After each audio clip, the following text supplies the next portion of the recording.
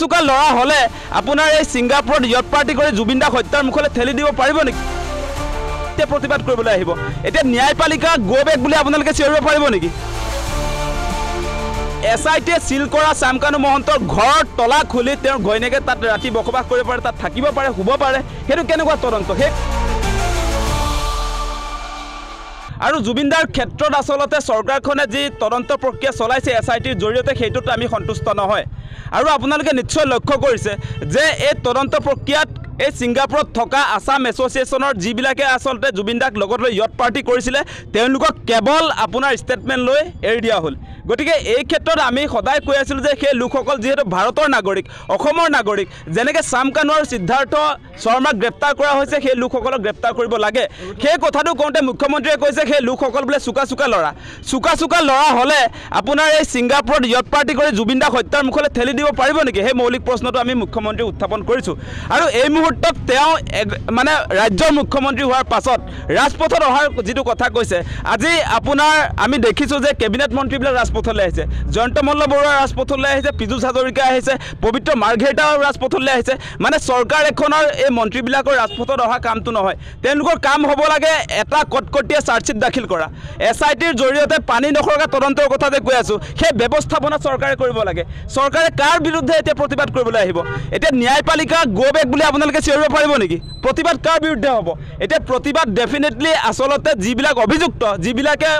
আমাৰ জুবিন দাক হত্যাৰ মুখলৈ ঠেলি দিলে বা যিখন চৰকাৰৰ নেতৃত্বত জুবিন দাই আসলতে গীত পৰিৱেশন কৰিবলৈ গৈছিলে সেই কথা আমি পাহৰা নাই যে আপোনালোকে জানে ছিংগাপুৰৰ সেই অনুষ্ঠানটোৰ উদ্যোক্তা আছিলে হাই কমিশ্যন অফ ইণ্ডিয়া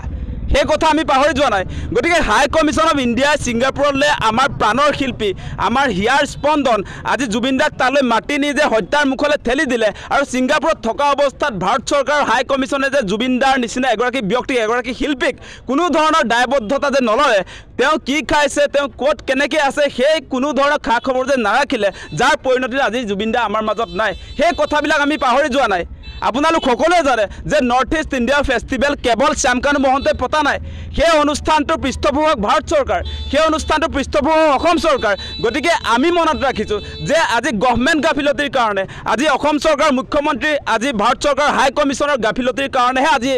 জুবিন দা আমাৰ মাজত নাই গতিকে সেই কথা বতৰাবিলাক আমি মনত ৰাখিছোঁ আৰু তদন্ত প্ৰক্ৰিয়াটোত আপোনালোকে দেখিছে শ্যামকানু মহন্তৰ ঘৈণীয়েক নিজেও আচলতে নৰ্থ ইষ্ট ফেষ্টিভেলৰ উদ্যোক্তা আজিৰ দিনটোলৈকে তেওঁ গ্ৰেপ্তাৰ নকৰিলে আজি আমি খবৰ লাভ কৰিছিলোঁ আপোনালোকে জানে যে হোটেল গেটৱেৰ যিগৰাকী স্বত্বাধিকাৰী মৃগাংক হাজৰিকা তদন্তৰ আওতাত অহা নাই তেওঁ আপোনাৰ নৰ্থ ইষ্ট ফেষ্টিভেলত গৈছিলে আৰু এনেকৈ বহু মানুহৰ নাম আহিছিলে কিন্তু তেওঁলোকক আজিৰ দিনটোলৈকে তদন্তৰ আওতালৈ অহা নাই আৰু আপোনালোকে দেখিছে যে ৰাইজৰ প্ৰেছাৰত পৰিহে এমাহ 4 দিনৰ পাছত তেওঁলোকে ছিংগাপুৰত প্লেচ অফ অকাৰেঞ্চত গৈ তদন্ত কৰিছোঁ বুলি কৈছে গতিকে এই তদন্ত প্ৰক্ৰিয়াটোত আমি কোনো কাৰণতে আচলতে সন্তুষ্ট নহয় গতিকে আমি কৈছোঁ যে আমাক আচলতে সঁচাসঁচিকে জুবিন দাৰ ন্যায় দিব পৰাকৈ তদন্তটো কৰিব লাগে সেইকাৰণে আমি আৰম্ভণিৰ দিনটোৰ পৰাই CBI তদন্ত দাবী কৰি আছিলোঁ কিন্তু মুখ্যমন্ত্ৰীৰ কি স্বাৰ্থ আছে আমি নাজানো তেওঁৰ কি স্বাৰ্থ আছে আমি নাজানো কিন্তু তেওঁ CBIক এই তদন্ত প্ৰক্ৰিয়াটো হস্তান্তৰ নকৰে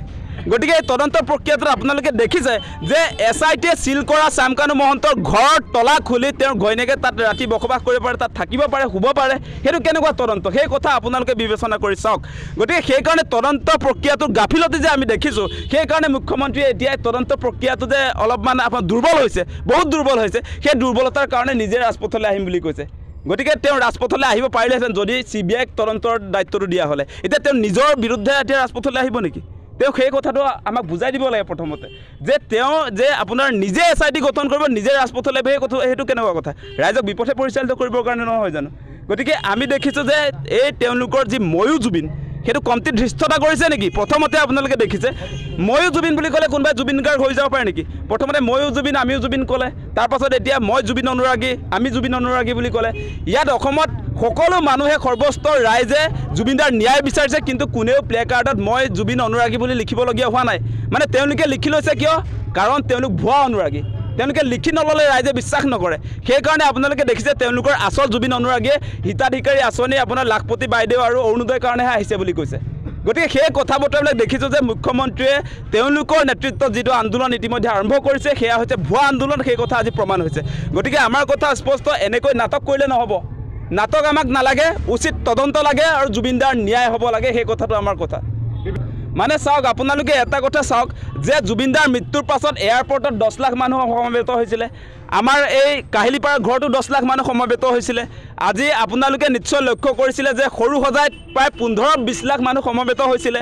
মানুহ তাতে জুবিনদাক শেষ শ্ৰদ্ধাঞ্জলি জনাবলৈ যে এই গোটেই অসমৰ মানুহবিলাক যে আহিছিলে আৰু আপোনাৰ এই সমাধি ক্ষেত্ৰলৈকে ডেইলি যে মানুহবিলাক আহি আছে এইবিলাক কি নকল নেকি